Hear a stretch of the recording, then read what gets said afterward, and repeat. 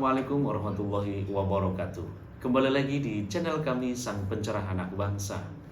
Pimpinan Haji Syahbudin Bramesta, Yayasan Pencerah Anak Bangsa membawahi Majelis Zikir Darussalam At-Taqwa Nurul Jannah. Kali ini kita akan berbincang dengan rekan kami, Kang Dedi. Malam ini kita akan berbincang terkait dengan seputar pengobatan metafisika. Lebih serunya lagi, kita dengarkan dari beliau. Assalamualaikum Kang Dedi. Waalaikumsalam warahmatullahi wabarakatuh. Waduh, makin ganteng aja ini. Alhamdulillah. Ini tampingannya kok pakai rocker ya. Iya. Ini kita akan ngobrol seputar dengan pengobatan terkait dengan penyakit metafisika, di mana biar teman-teman tahu apa itu penyakit yang tergolong dari metafisika, gimana cara menyembuhkannya, meskipun lewat orang lain ataupun dengan cara pribadi. Kira-kira itu, Kang Dedi. Ya. Mohon di input buat kami semuanya, apa itu penyakit metafisika, dan mungkin nanti ditambahkan cara pengobatannya secara langsung atau tidak langsung. Nih, terima kasih Kang Sugeng ya. Terkait pengobatan metafisika, metafisika di sini adalah di luar dari fisik. Ya, di situ ada level eterik, emosional, astral, mental. Sebenarnya pada saat orang yang terkena gangguan metafisika itu harus ditelusuri dulu apakah itu benar murni penyakit non medis atau metafisika atau medis. Jadi pada saat menelusurinya harus detail per levelnya, dari level fisik, eterik, emosional, astral, mental. Jangan sampai kita salah menyimpulkan, karena pada saat orang terkena sakit medis pun itu akan terlihat auranya gelap, dan aura di area organ ataupun di cakra itu menjadi gelap, belum tentu itu dari metafisika atau dari gangguan energi negatif. Betul, jangan langsung apa-apa santet ya teman-teman. Iya. Jadi harus ditelusur dulu penyebabnya. Bisa jadi dari pikiran kotor kita sendiri ya. Iya. Terus kan Kang Dedi? Jadi pada saat kita detail dan kita udah yakin itu penyakit metafisika, cara pengobatannya sih di kita mengenal dengan bioenergi. Ya, jadi pada saat pengobatan bioenergi, kesadaran kita itu ada di level mental, astral, emosional, dan fisik. Niat pengobatannya dari level astral itu diperkuat, mengobati di setiap levelnya tadi harus dibersihkan, dan energi yang harus dipola sebenarnya itu energi yang mengalir dari sumsumna meridian sampai melewati latifah-latifah itu, dibawa naik sampai kesadaran dimensi-dimensi yang lebih tinggi lagi. Berarti cukup rumit sebenarnya ya untuk penelusuran itu. Maka sebenarnya orang gampang ya sering bilang, wah ini biasanya nggak kayak gini gitu. Ini santet nih, jangan santet. Apalagi punya masalah dengan yang saudara ataupun apa ya, tetangga dan sebagainya. Kita gampang menyimpulkan. Padahal nggak semua itu teman-teman. Kita harus tanya kepada benar-benar orang yang bisa mumpuni dalam hal metafisik ini.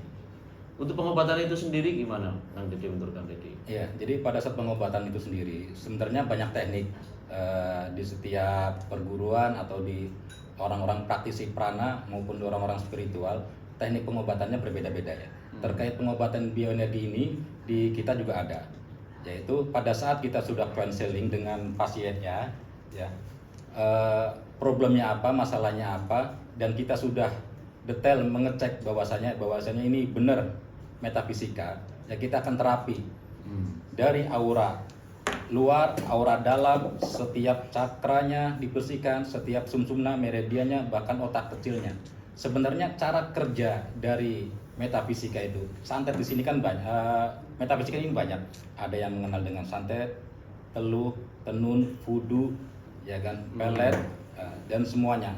Di situ kan memberikan energi negatif kepada seseorang dengan niatan untuk membuat sakit, dengan mencelakakan. Itu kan secara teori seperti itu.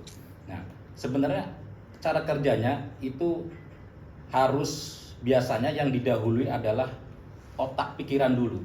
Otak pikiran dan hati dulu ya dikerjain dulu supaya si target tadi itu menjadi khawatir, gelisah, gamang, ya kan, ada perasaan-perasaan ketakutan, dan dia percaya yakin bahwasanya dia terkena energi negatif dari kiriman seseorang, itu yang merusak. Tapi bila mana si target tadi yakin, tidak percaya dengan adanya santet, teluh segala macam, itu akan menjadi benteng yang kuat Lebih kuat bagi diri ya. kita.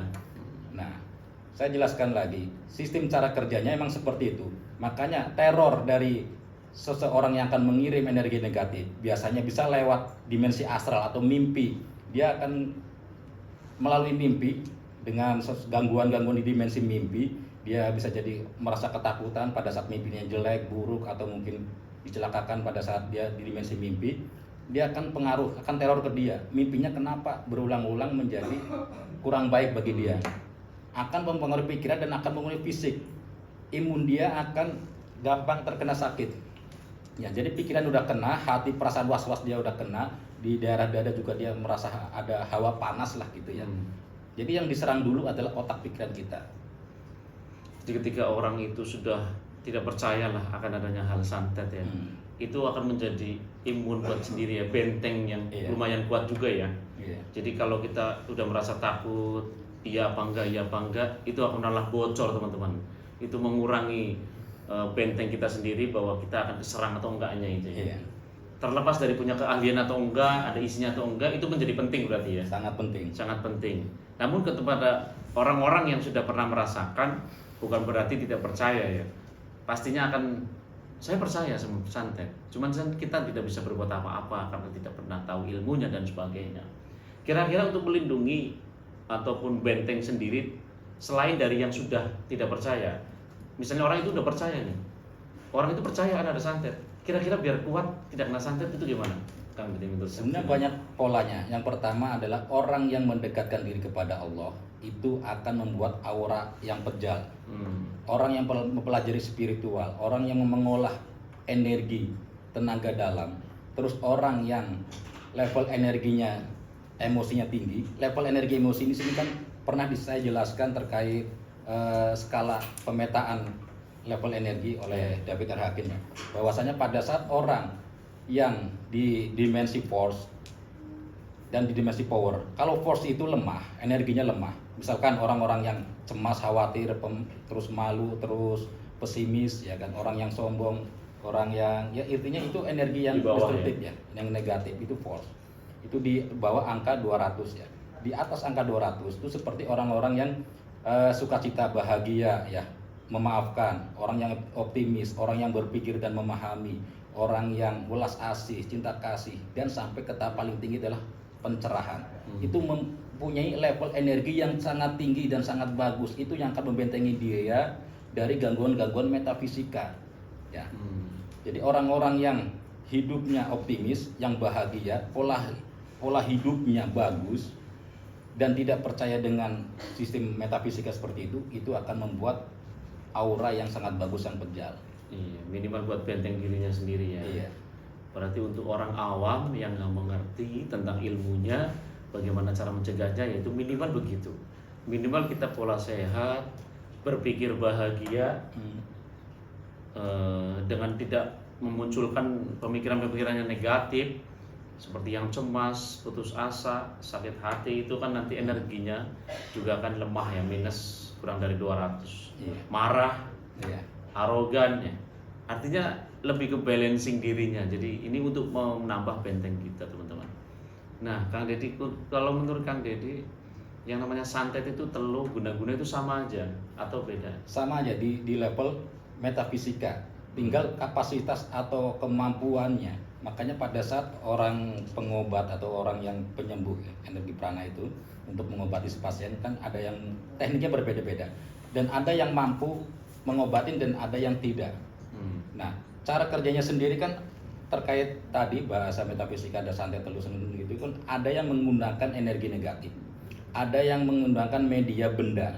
Benda ini seperti paku, kawat, ijuk, ya kan, benda-benda kecil, beling segala macam, silet segala macam. Ada yang makhluk halus yang dikirimnya, atau jadi ada perpaduan antara energi dan makhluk halus. Nah, pada saat teknik mengirimnya itu kan kita juga cara kerja secara ilmiah kita jelaskan terkait dengan bioenergi ya, bahwasanya I sama dengan mc kuadrat ya, teori Einstein, bahwasanya pada saat benda digerakkan menyamai kecepatan cahaya ya, itu akan terurai, susunan partikel atomnya akan terurai menjadi energi atau menjadi partikel atom tadi dengan kecepatan cahaya. Kenapa kecepatan cahaya? Karena benda tadi diselimuti oleh jin tadi. Jadi bisa menembus dengan kecepatan cahaya, dan pada saat akan sampai ke target dia akan memperlambat. Nah, pada saat akan memperlambat ya, dia sudah masuk area tubuh, dia akan tersusun kembali partikel atom tadi menjadi benda tadi, mengkristal lagi, menjadi seperti benda tadi bentuk semula, sehingga seolah-olah kayak ngecelap gitu ya, kayak disulap dipindah ya, padahal memang mentransfer ya. Bisa ada yang bawa, bisa ada yang dengan kekuatan dukun itu sendiri, tergantung daripada kekuatan si dukun itu. Nah, untuk orang awam itu cara pencegahannya setelah kena santet, itu menurut Kang Deddy harus bagaimana? Untuk pencegahannya, untuk tindakan preventifnya tadi udah dijelaskan bahwasanya kita harus pengobatannya. Untuk pengobatannya kan tadi teknik pengobatannya beda-beda.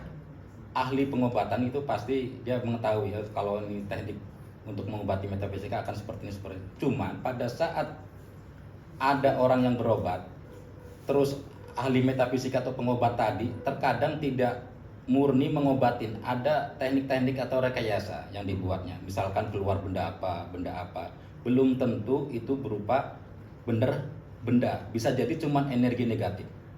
Jadi belum tentu benda yang dikeluarkan itu bisa jadi trik dia.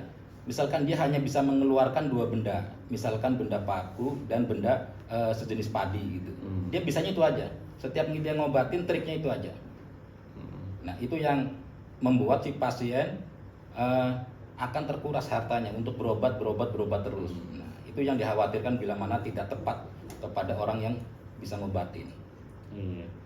Bahaya juga ya kalau kita nggak ngerti apa-apa tentang santet, kita akan mudah dibodohi sama orang-orang yang maaf yang untuk oknum-oknum yang seperti itu. Maka ada pentingnya kita belajar tentang energi apa yang ada dalam diri kita, 7 lapis body ya, kan jadi kita nyebutnya ya.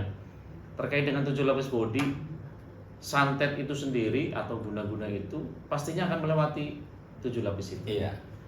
Jadi ketahanan seseorang pun dipengaruhi dari 7 lapis body.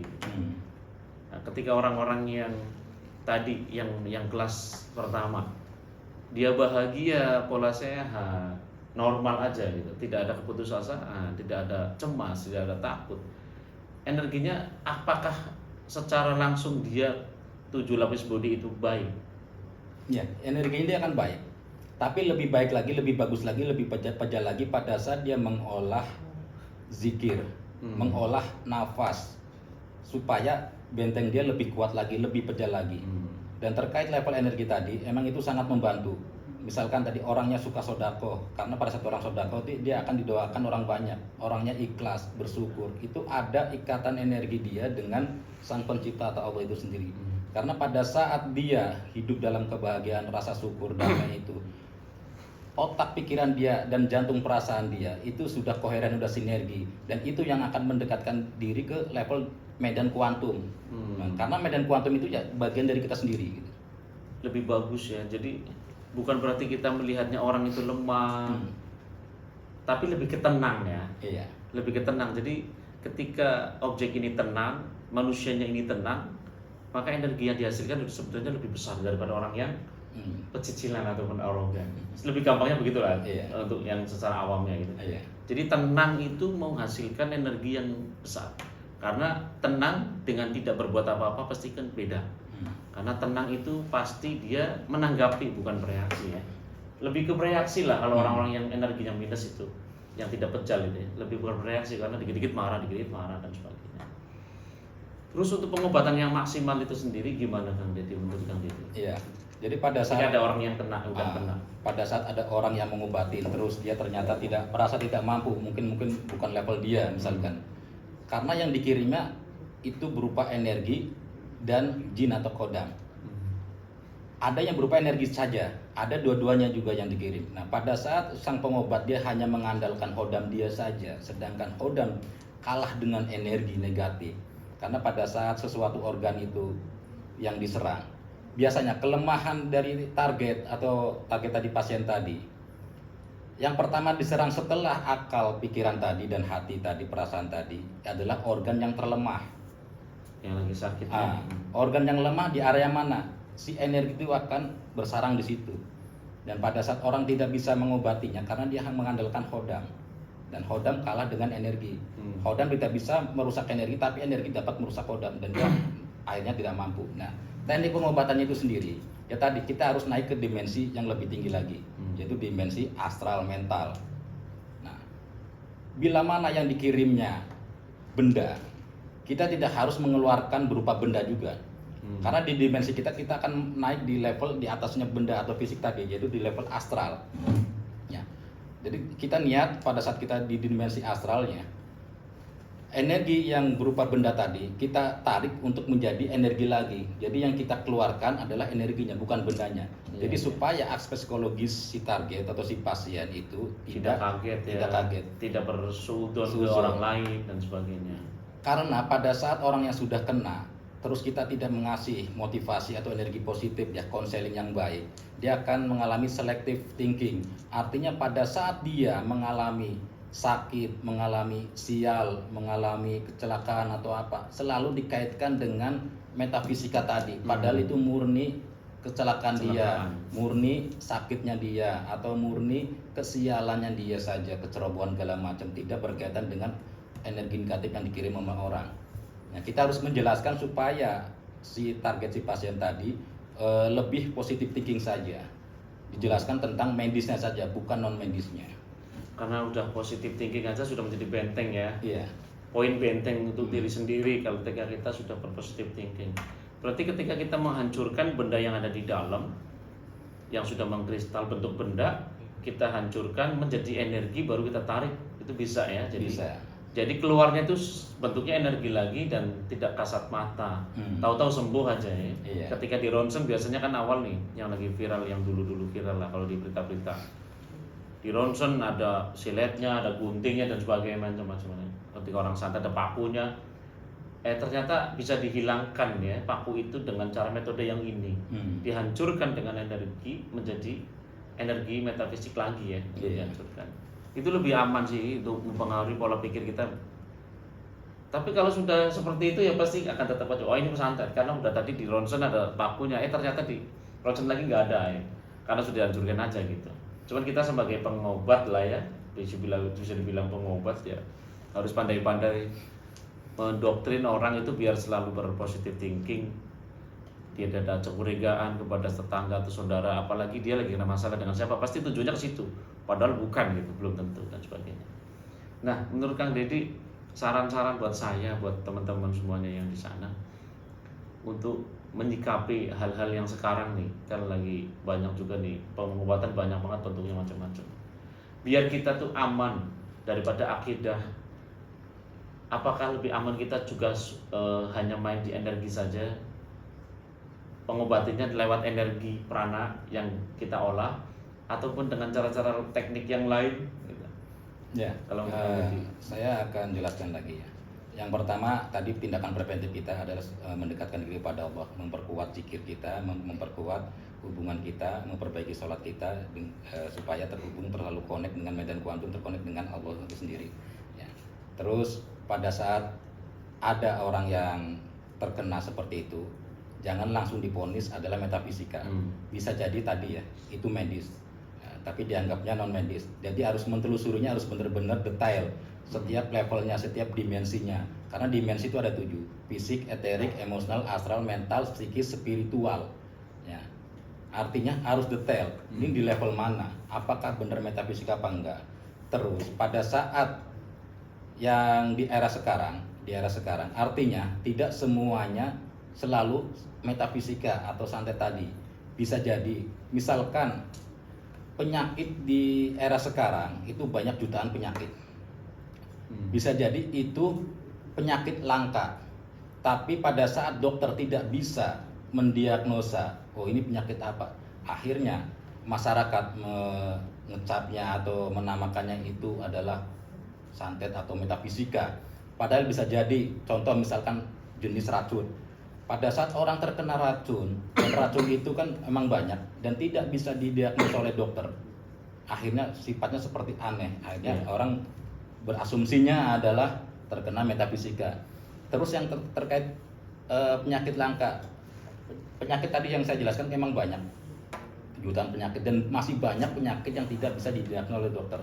Contohnya nih, ada perubahan genetika. Seperti ada kejadian ada seseorang tangan dan kakinya keluar seperti urat atau akar gitu kan, itu belum tentu metafisika. Ternyata dijelaskan itu adalah perubahan mutasi genetik. Itu kan berarti penyakit langka. Benar. Terus ada lagi terkait dengan kepribadian seorang atau yang dinamakan multiple personality disorder. Dia punya kepribadian ganda dan dia karena ada trauma yang mendalam dari masa kanak-kanak sampai dewasa, dia merasa ketakutan, kekhawatiran dan kesepian. Akhirnya punya kepribadian meniru kepribadian orang lain.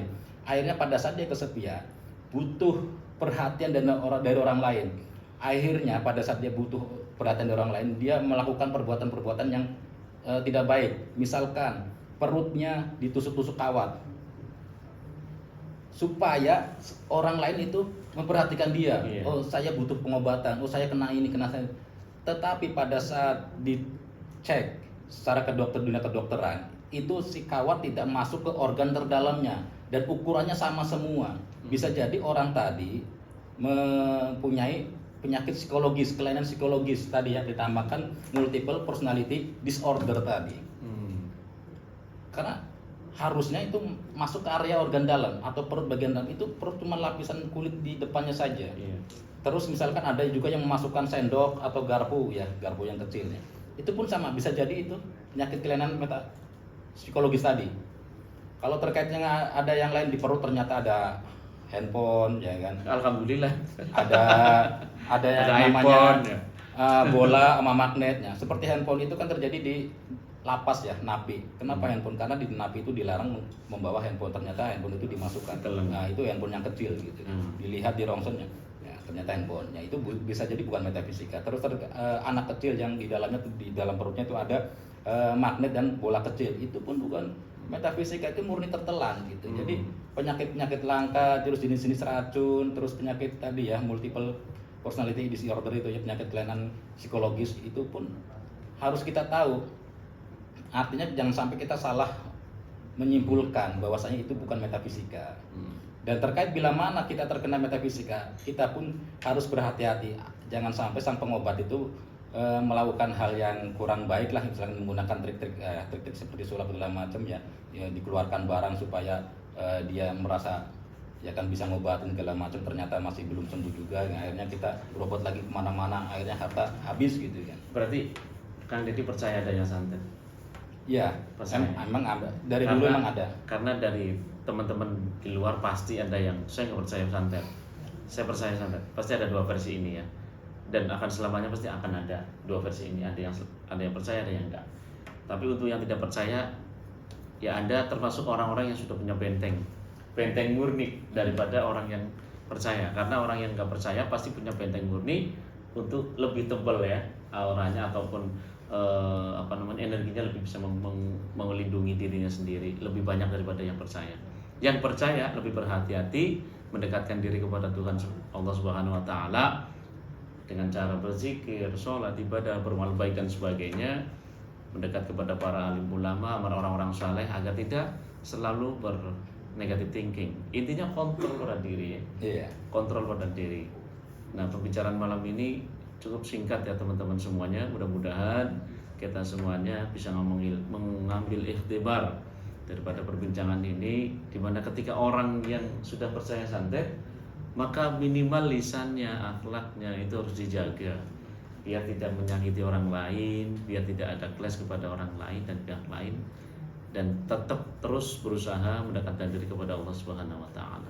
Kira-kira begitu kan itu ya. Jadi santet itu ada dari versi kami, dan teman-teman bila pun nggak percaya adanya ada, dilanjutkan saja, nggak apa-apa, karena itu suatu berlebihan. Alhamdulillah, mudah-mudahan jangan sampai terkena santet, guna-guna atau teluh dan lainnya. Itu dari kita, Kang Deddy, mungkin kita cukupkan saja pembicaraan malam ini singkat. Mudah-mudahan ada manfaatnya. Terus pantengin channel kami Sang Pencerah Anak Bangsa untuk terhindar dari sihir. Rasulullah SAW pada mengajarkan bacalah sholawat, ya. Allahumma sholli ala Muhammad, ya Rabbi sholli alaihi wasallim. Allahumma sholli ala Muhammad, ya Rabbi sholli alaihi wasallim. Rabbi fanfa'na bibarakatihim wahdinal husna bihurmatihim. Rabbi fanfa'na bibarakatihim wahdinal husna bihurmatihim. Shallu ala Nabi Muhammad. Mudah-mudahan kita semuanya bisa diberikan keselamatan Allah Subhanahu wa taala di dunia dan di akhirat, terhindar dari segala macam musibah, fitnah dan sebagainya. Kita usul kepada Allah Subhanahu wa taala. Tetap channel kami Sang Pencerah Anak Bangsa. Klik loncengnya, subscribe, like, comment and share. Mudah-mudahan bermanfaat. Assalamualaikum warahmatullahi wabarakatuh.